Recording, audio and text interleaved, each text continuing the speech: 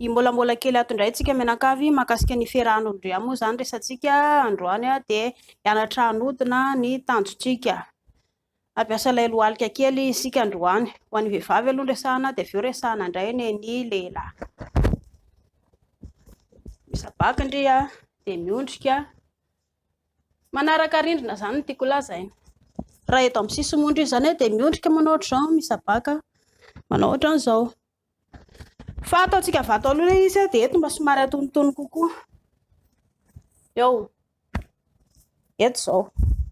Izay tindrina eto aloha na somary mankaty aoriana, izay tindrina manavanana andry. Fa ilay tanjona eto dia anodina ny ravim-body. Na ny ravim-body. Ao.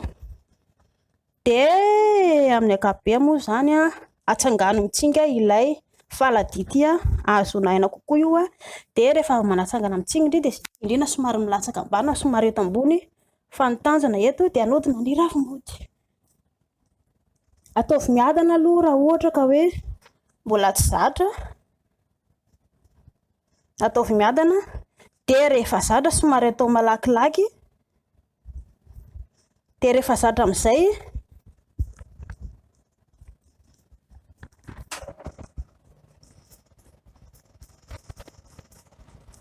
samy manana ny fahazarany io, fa rehefa zatra dia lasa mandeha ho azy ilay izy, lasa mihotsakotsana ho azy ohatra izao.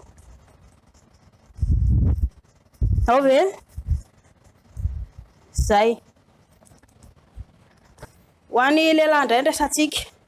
Ho an'ny lehilahy amin'ny ankapobeny moa zany lehilahy manokatra feny ataony lehilahy, manokatra fe. Dia zany hoe anisy moa zany ataony lehilahy fa ataovy mitsinga ambony ilay lohalika, ilay lehilahy tsy lohalika fa iny eto faladidy dia somary midina kely ohatra izao lehilahy dia mampiditra ilay lataka eo amin'izay.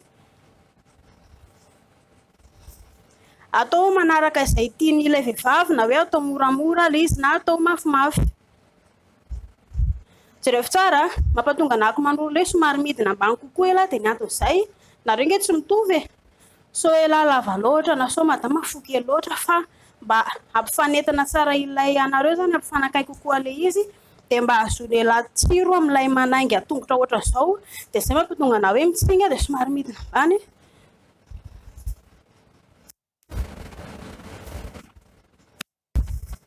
Dia anjaran'ny lehilahy amin'izay raha ohatra ka hoe izay tia madama na somary atao mafimafy dia anjaran'ny lehilahy manao mafimafy ilay izy. Raha ohatra ka hoe somary atao moramora dia moramora ny anaovana anazy. Zay ve? Mino fa hiezaka ianareo anankiroa anao an'izay dia tsy maninona fa mahafinaritra tsara foana io rehefa mazoto ianareo fa mila fahavononana. Ao ve? Ny anazy io dia efa vita eto ampiresahana aminareo dia samy manao izay mahapetipety anazy ny tokantrano any fa samy manao izay mahapetipety anazy io any tokantrano any dia izay mahapetipety sy ahasalama ary izay ahatsara ny vadinao atao.